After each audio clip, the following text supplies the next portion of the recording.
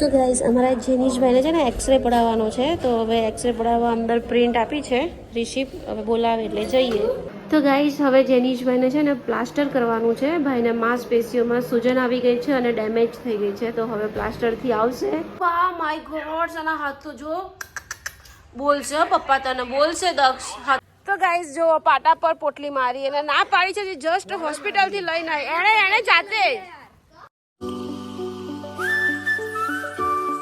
Good morning, Radhe Radhe, જય શ્રી કૃષ્ણ. તો guys અમારા જેનીશભાઈને અત્યારે હું હોસ્પિટલ લઈ જાઉં છું. ફાઇલ લીધી કેમ કે ભાઈથી ચલાતું નથી, આઈ થિંક ફ્રેક્ચર હોય એવું લાગે છે. તો ભાઈ નીચે બેઠા છે, તો હવે લઈ જાઉં છું. ઉપરથી છે ઉચકીને આવી થાકી ગઈ યાર હું. હવે હોસ્પિટલમાં કેવી રીતે લઈ જઈશ ખબર નહીં, જોઈએ હવે. ચાલો હોસ્પિટલ લઈ જઈએ, શું થાય છે શું નહીં. એક્સરે બેક્સરે પડાવવાનો હોય તો પડાવી દઈએ. અમારા જેનીશભાઈ બેસી ગયા છે, પગમાં જોરદાર વાગેલું છે. ચાલો લંગડી ગોલી લાલ લગામ. આજે પહેલો દિવસ એવો છે કે ભાઈ રમ્યો નથી, ઘરમાં બેસી રહ્યો છે. ચાલુ બધા, બાકી તો આની તોફાન એટલે જોરદાર. ચાલ બેસી જા, ફાવશે ને બેસતા? જો લંગડી ગોળી લાલ લગામ છે ને, બેસી જા. ચાલ ફાવશે. બેસી ગયા. ગુડ બોય છે અમારો. ચાલ ઓકે ડન, ચાલ જવા દો. તો ગાઈસ અહીંયા આવીને પોપટ થઈ ગયો, કેમ કે જેનીશભાઈના જે ડૉક્ટર હતા ને હાડકાના, એ તો જતા રહ્યા છે અને જેનીશભાઈને ચેર પર બેસાડી રાખ્યા છે. હવે હું બીજા હોસ્પિટલ લઈ જાઉં છું ભાઈને. જો તોય તોફાન કરે છે, તોફાન તો ચાલુ જ છે ભાઈની, હાથથી ચલાવે છે ગાંડો. એક્સરે હા અંદર એક્સરે, હા અભી બુલાएंगे. તો ગાઈઝ અમારા જેનીશભાઈને છે ને એક્સરે પડાવવાનો છે, તો હવે એક્સરે પડાવવા અંદર પ્રિન્ટ આપી છે રિસિપ્ટ, હવે બોલાવે એટલે જઈએ. એક્સરે એટલે દુખશે તને? ના ફોટો પાડશે ખાલી, દુખશે નહીં. હા દૂરથી ફોટો પાડશે. રડવાનું નહીં બેટા, સ્ટ્રોંગ બોય. આટલું બધું વાગ્યું દુખે છે તો હું રડે? તો સ્ટ્રોંગ બોય તું તો યાર. ગાઈઝ એનો એક્સરે જોવે છે, શું ખબર પડે યાર તને? હે જેનું તને શું ખબર પડે તૂટી ગયું છે કે નહીં? હે તો ગાઈઝ હવે જેનીશભાઈને છે ને પ્લાસ્ટર કરવાનું છે. ભાઈને માંસપેશીઓમાં સૂજન આવી ગઈ છે અને ડેમેજ થઈ ગઈ છે, તો હવે પ્લાસ્ટરથી આવશે. ભાઈને 2000નો ખર્ચો થયો છે બોલો. તો ગાઈઝ જેનીશભાઈને છે ને પેટમાં દુખવા માંડ્યું, પ્લાસ્ટરની બીક લાગે છે એને. મને કે ક્યારનું મને પેટમાં ગુળગુળ થાય છે, બીક લાગે છે ને એટલે બેટા તને. બીમાર નહીં, હવે આટલી ધમાલ કરે છે ત્યારે બીક લાગે છે? પપ્પાને 2500 રૂપિયાનું પ્લાસ્ટર પડશે ગાંડા.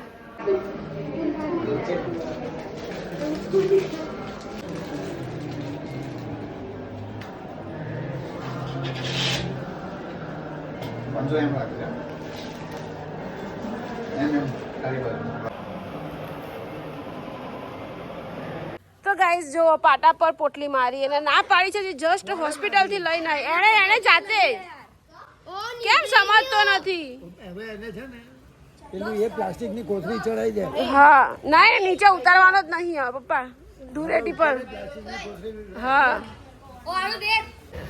તો ગાઈસ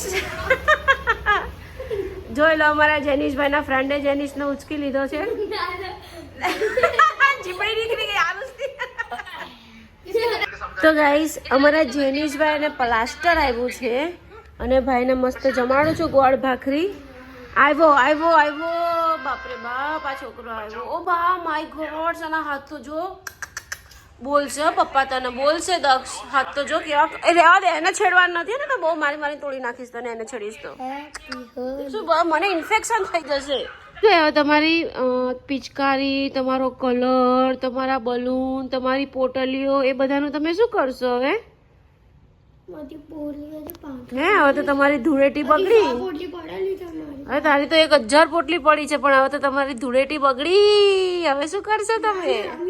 કેવી રીતે રમવાનો? આ પ્લાસ્ટર વાળા પગે થોડી રમાય બેટા.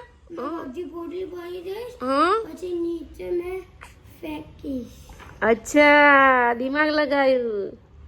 પહેલા તો બધી પોટલી ભરી રાખીશ અને પછી નીચે જઈને બધાને પોટલીઓ મારીશ. એ ચેર પર બેઠા બેઠા બધાને પોટલીઓ બલૂન મરાય, પિચકારી બી મરાય. હું તને એક ડોલ બાજુમાં ભરી આપીશ, એમાંથી પિચકારીઓ લઈને આવતા જતા પર ઉડાડવાની. હોલી હે, બુરા મત માનો. હે ને એવું કરીશું. હું તને નીચે લઈ જઈશ હો રમવામાં. દીકરાને ધૂળેટી તો રમાડવાની ને મારા છોકરાને. તો બધી પોટલી ભરી દેવા. ચંદ્રગ્રહણના દિવસે બધી પોટલી ભરી દે છે અને ધૂળેટીના દિવસે બધાને પોટલીઓ મારજે. એક સેકન્ડ. બોલો એ બધું છોડ તારી એક્ઝામ નું શું કરીશું હવે? પેપર હે તું તો ખુશ થઈ ગઈ. પેપર વાંચવું ના પડે એટલે ખુશ થઈ ગઈ. મને છે ને બસ 2 ચીઝ ગમે.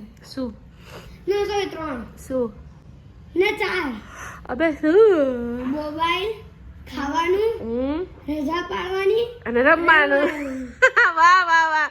સાંભળ્યું ગાઈસ, અમારા જેનિસભાઈની 4 ચીઝ ફેવરેટ છે એવું કહે છે. એક મોબાઈલ જોવાનો, રમવાનું, ખાવાનું અને રજા પાડવાનું. વાહ વાહ વાહ ભાઈ વાહ, ક્યા બાત હે.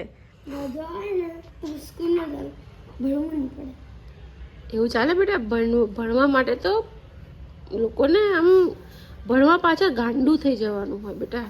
એટલો ક્રેઝ રાખવાનો હોય ને જીવનમાં. બસ ભણવું જ છે ને મોટું માણસ બનવું છે. હા મને ભણવું છે.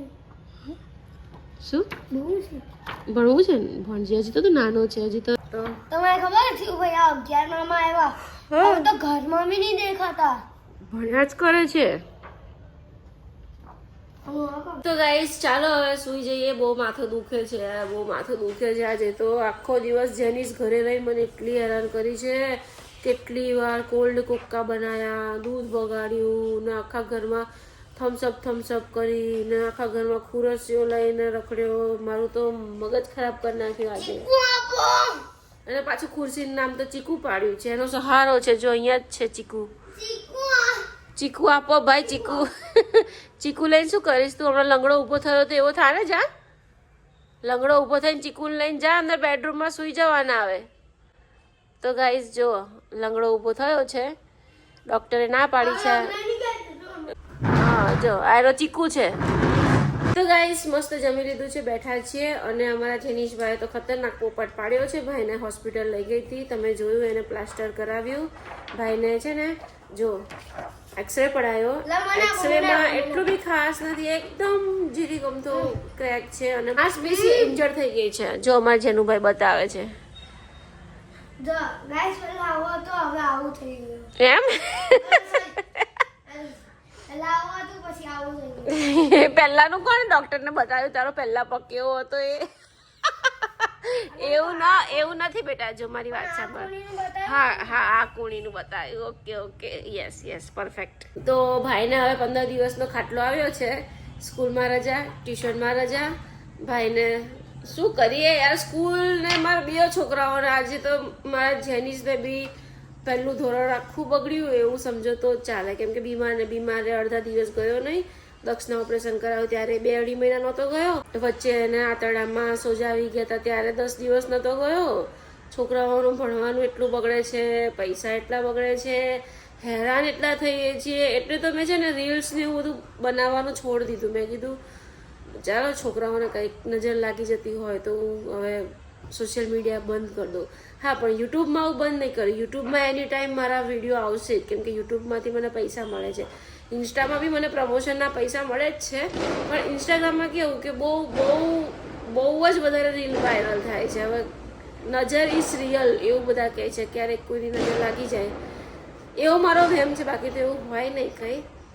પણ જોઈએ હવે ખબર નહીં આ શું છે. ઘર હકતું નથી કે કર્મોની સજા મળે છે કે શું થાય છે, નજર લાગી જાય કે ખબર નહીં પડતી. કર્મો તો આપણે એવા ખરાબ કરતા નથી કે આપણને કર્મો નડે એમ.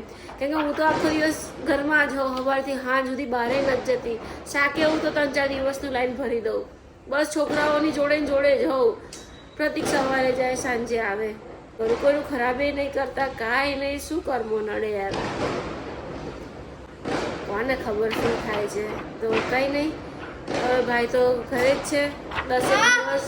બ્લોગ પસંદ આવ્યો તો ચેનલને સબસ્ક્રાઈબ કરજો, લાઈક કરજો. ફરી મળી કાલે નવા બ્લોગમાં. Bye bye. રાધે રાધે.